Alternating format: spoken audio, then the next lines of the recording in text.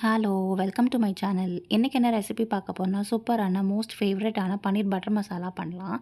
அதுக்கு ஒரு பேன்ல 2 டீஸ்பூன் அளவுக்கு எண்ணெய் ஆட் பண்ணிவிட்டு, கொஞ்சமா ஸ்பைசஸ் வந்து ஆட் பண்ணிக்கலாம். ஸ்பைசஸ் பொரிஞ்சதுக்கப்புறமா 2 டேபிள் ஸ்பூன் அளவுக்கு முந்திரி ஆட் பண்ணிக்கோங்க.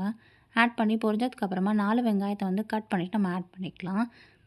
லைட்டாக வெங்காயம் வதங்கினதுக்கப்புறமா 1 டீஸ்பூன் அளவுக்கு சீரகம் ஆட் பண்ணிக்கலாம். சீரகம் ஆட் பண்ணும்போது நமக்கு கிரேவி வந்து நல்ல ஃப்ளேவர்ஃபுல்லாக இருக்கும்.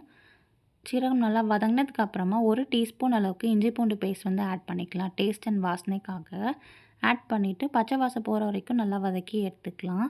ஓரளவுக்கு வதங்கினதுக்கப்புறமா நம்ம 2 தக்காளி வந்து ஆட் பண்ணிக்கலாம். நான் வந்து மீடியம் சைஸ் தக்காளி எடுத்திருக்கேன். ஆட் பண்ணிவிட்டு ஒரு 2 மினிட்ஸ்க்கு நல்லா சாட்டே பண்ணி எடுத்துக்கலாம்.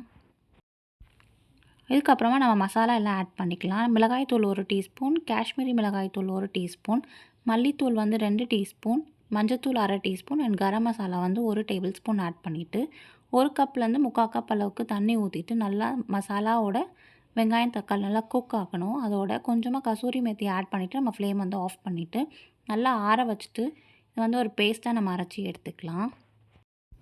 இந்த பேஸ் கிரேவி வச்சு நம்ம நிறையா டிஷ்ஷஸ் பண்ணலாம்.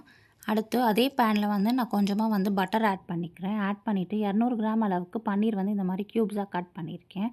அதை வந்து ஒரு 2 மினிட்ஸ்க்கு மீடியம் ஃப்ளேமில் இந்த மாதிரி சாட்டே பண்ணி எடுத்துக்கலாம். அதுக்கப்புறமா நம்ம ஆல்ரெடி அரைச்சி வச்சுருக்க பேஸ்ட் இருக்குது இல்லையா, பேஸ் கிரேவி, அதை வந்து இந்த ஸ்டேஜில் வந்து ஆட் பண்ணிக்கலாம். ஆட் பண்ணிவிட்டு ஃப்ளேம் வந்து நல்லா மீடியமில் வச்சுக்கணும். ஏன்னா நம்ம கொதிக்கும் போது கையிலலாம் தெறிக்கும். ஸோ அது மட்டும் பார்த்துக்கோங்க. அதோட 1/2 டேபிள் ஸ்பூன் அளவுக்கு உப்பு, 1 டீஸ்பூன் வந்து சர்க்கரை ஆட் பண்ணிக்கலாம். ஆட் பண்ணி ஒரு கொதி வந்ததுக்கப்புறமா நான் 1/4 கப் அளவுக்கு ஃப்ரெஷ் க்ரீம் வந்து நான் ஆட் பண்ணிக்கிறேன். இந்த டிஷ்க்கு க்ரீம் வந்து கண்டிப்பாக ஆட் பண்ணணும். அப்போ தான் நல்லா அந்த க்ரீமி அண்ட் டெக்ஸ்சரும் சூப்பராக இருக்கும்.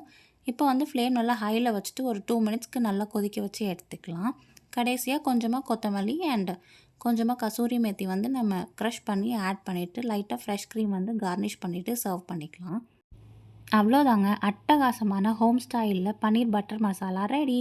இந்த வீடியோ உங்களுக்கு பிடிச்சிருந்துச்சுன்னா லைக் பண்ணுங்கள், ஷேர் பண்ணுங்கள், சப்ஸ்கிரைப் பண்ணுங்கள் அண்ட் கண்டிப்பாக ட்ரை பண்ணிவிட்டு கமெண்ட்டில் சொல்லுங்கள். Thank you, bye, have a good day.